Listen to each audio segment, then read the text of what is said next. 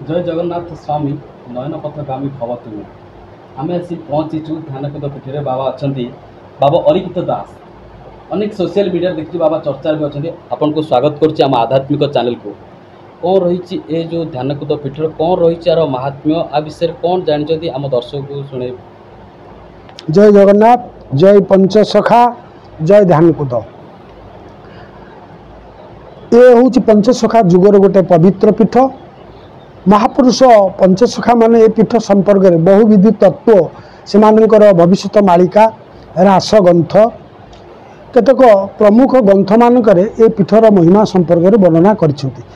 आधार करी आम ए क्षेत्र महिमा महात्मा बुद्धि होती। प्रभु जगन्नाथ अच्छा रथ सदृश गोटे मंदिर होती जगन्नाथ पर विराजित कर पंचसखा पादुका आश्रम ध्यान पीठटा भी रही। ये पीठर पंचसखा जुगरे जो अच्युतानंद आगमन होता 1541 रु 42 मध्य 1541 रु 42 मध्य आसीथिबार कथा साहित्यिक दृष्टि एवं ऐतिहासिक दृष्टि विचार कले डॉक्टर आरतबल्लभ महांती तांकर ब्रह्मसांकुली अणाकार संहितार मुखबंधर लिखिं जे अच्युतानंद ए पीठरे पदार्पण कला बेलू 1541-42 हो जाता समय।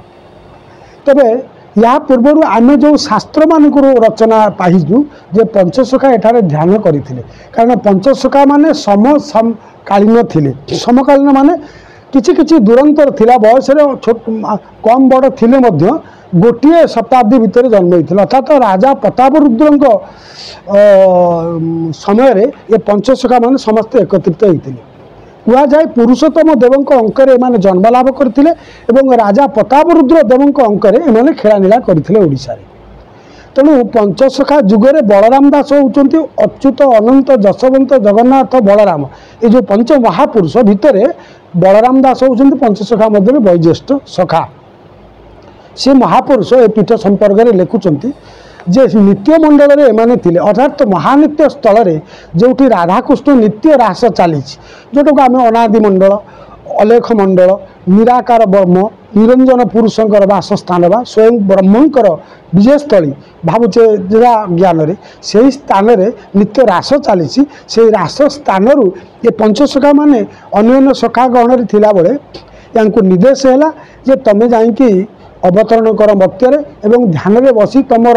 कलिजुग गमन होती आग को जो कार्यक्रम करा कथा अच्छी तुम तुम स्थान निरूपण कर जन्म लाभ कर। पंचसखा माने आसिले महानित्यु आसी सूक्ष्म सत्तार ध्यान कुदे प्रवेश कले से जो महानित्य स्थल आसिले बलराम दास पद्मवन ग्रंथ लिखुंट यही राधा कृष्ण प्रेम अभावरु आंभे पंचसखा जन्म लभिलु निरते ताहांक पारु से रहु कृष्ण जस गुण निरते गाऊ द्वितीय राधा कृष्ण नित्यर पद्म बनु आंभे नौ अंतर ध्यान को देवसी ध्यान जे कहलु ध्यान रे पंच सखाए जानिलु हरि शब्द हुड़ा हुड़ी नाद आनंदे नाचंती से देव वृंद द्वितीय राधा कृष्ण चरण बलराम दास पसे शरण। ये उक्ति जो हूँ बलराम दास ताने ए पीठरे पंचसखा माने ध्यान करुथिले। गुरु गोस्वामी महापुरुष अच्युत होउचंती भविष्य द्रष्टा भूत भविष्य वर्तमान आगत नागत अच्युत बणी से तांकर कल्पित प्रथम प्रधान ग्रंथ आगत भविष्य मालिकार सप्तम अध्याय कहउचंती ए पीठ हूँ एक गुप्त वृंदावन। ये गुप्त वृंदावन से माने कलिजुग भितर प्रभु गुप्तर आसिक नीला प्रकट करेंगे एवं एठारे गुजरी रास भियाई भक्त मानू शोचे। ये 15-16 शताब्दी पीठ अर्थात प्रतापरुद्र राजा राजूति समय ये पीठरे पंचसखा माने पदार्पण करते आज को 550 वर्ष वर्ष तले पंचसखा माने ओडिशा आविर्भाव होते एठी आसी पहुँचला बेलू तमाने जो समय होते से नीला खेला कले ओडिशार चारि सबुआड़े भ्रमण कले ये पीठरे पदार्पण कले। या अन्य गवेषक माने लिखिं जे एठारे से हरिनाम संकीर्तन महामंत्र संकीर्तन रास रचना करुले अच्युतानंद तांकर प्रधान शिष्य राम दास भरत दास द्वादश गोपाल को नहीं ये पीठरे रोते ध्यान कुदे पूर्ण कुंड बलदारे करिलु पुरी रहणी रणपुर बणी खंडरे रहिलु हरिवंश को बखाणी ध्यान कुदे पूर्ण कुंड बलदारे कुंडी बलदा और दुटी स्थान अच्छी से से रोते मामू घर अच्छी और महापुरुष अच्युत निकट जशवंत दास पंचसखार अन्यतम सखा जशवंत गोस्वामी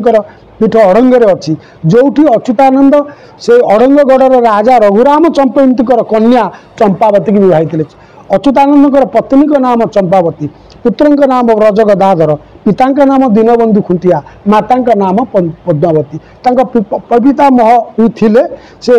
कालक्रमे हेले ए महापुरुष एठारे रही नीला प्रकट कर ध्यान कुदे पुण कुंड बलदारे करिलु पुरी रहणी रणपुर बणी खंडरे रहिलु हरिवंश अखंड हरिवंश रचयिता होती अच्युतानंद जो सातखंड हरिवंश लिखिं से रणपुर राजा राजा नरेंद्र देवंक पृष्ठपोषकतार सेठी रही हरिवंश रखिले कथित अच्छी से हरिवंश लेखि अपुत्र पुत्रवान भी प्राप्ति होता हरिवंश लिखिला पुत्र प्राप्ति होता ये सब कथा रही तेणु ध्यानकूद पंचसखा ध्यान पीठ पंचसखा मान मिलित हो ध्यान करुले या महापुरुषंकर एक खेदा जोटा कि चकोड़ा मोड़ाण अर्थात जो जो स्थान से चकोड़ा कर जो स्थान तांकर अति पवित्र स्थान थिला ता मध्यरु ध्यानकूद गोटे पवित्र स्थान ये जगार ध्यानकूद नाम सहित ये जगह ग्रामर नाम हाजीपुर एवं यही स्थान में पंचसखा मान मिलन होते से उल्लेख कर हाजीपुर ध्यानकूद पंचसखा स्थान धुनी पर खेल हेब एकता प्रमाण गुप्त वृंदावन ध्यान कुदरे मिलबू गुजरी लीला भिआई भक्त को तो शिवु एटा आगत भविष्य मालिका एवं महापुरुष शिष्य शिष्य भरत दास रामदास महापुरुषंकर पुत्र अच्युतंकर गदाधर ए पीठ संपर्क लिखिं या एक वंशावली पीठ अनेक पीठ अच्छा महापुरुष मैंने मालिकार विभिन्न पीठ संपर्क में लिखिं भविष्य विषय बहुत से भारत ओडिशा पृथ्वी कथा दर्शन कर विभिन्न ग्रंथ मानक भविष्य ग्रंथ जहाँपि आम शताधिक ग्रंथ अच्छी ठारे महापुरुषंकर बहु ग्रंथ पोथी पांडुलिपि एवं आम पाखे मौजूद अच्छी तेणु ध्यानकूद पंचसखांकर ध्यान पीठ ए विषय में अवगत हली 1982 मो कर्ममय जीवन में मुझे पारादीप पोर्ट में काम करुली बोट चालन थी एवं आम फिशिंग बरिका करूँ हठात 1982 जो प्रलयकारी बन्या आसवा एवं से बन्या चारिआडे घाई कर लगिला केवल दलई घाई उपर समस्त दृष्टि रहा ये सब खबर पाइला पर आम आसिकी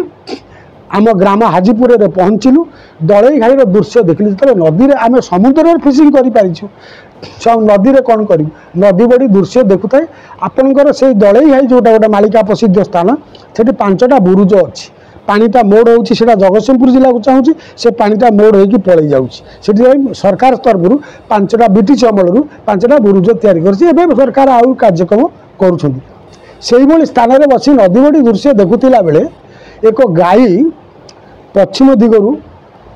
भासी भासी आसबार देखिली पश्चिम आसी सी जो दक्षिण मोड़ दिए से जो दलई घाईटा जोटा कि आमर 5 नंबर बुरुज से दिए गोटे मलमली हुए पानीटा माड़ हो मलमली से जी पड़ो प्राय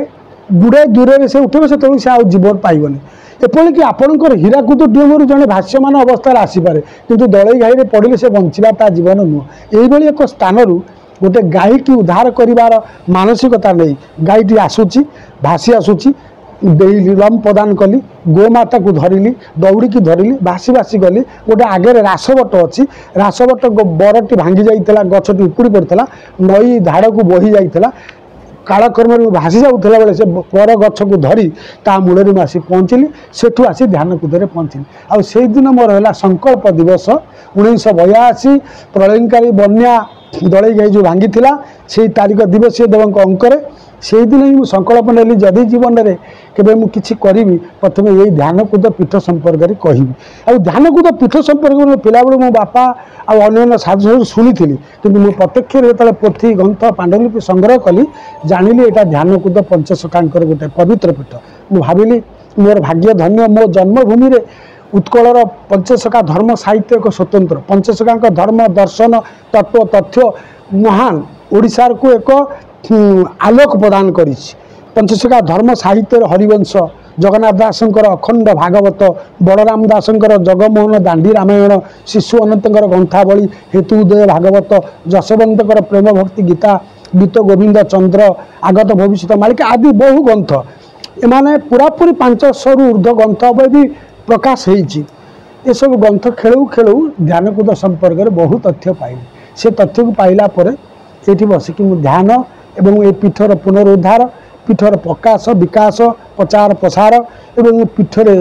जीवन बीतवा लगे जहाँ आज ये पीठ ये पहुँची जितेबाला ये कि नाला मुझी एवं किसी अच्छी वर्तमान अच्छी ये पीठर पीठाधीश भाव में मत ग्रहण कर मोर पूज्य ग्रामवासी वृंद एवं मत मंदिर आचार्य रूपे ग्रहण कर आचार्य प्रेम सागर बाबा अरखिदास महाराज कहते प्रेम सागर गोटे उपाधि काईपद खोर्धारू गोटे अनुष्ठान मत देता से उपाधि नामित करता मोर ना अरक्षित दास बाबा किंतु आचार्य प्रेम सागर बाबा अरक्षित पीठर मंदिर आचार्य हेली पीठर पीठाधीश हेली तापर मो प्रेम सागर नाम सहित जोड़ाई आचार्य प्रेम सागर बाबा अरक्षित दास महाराज।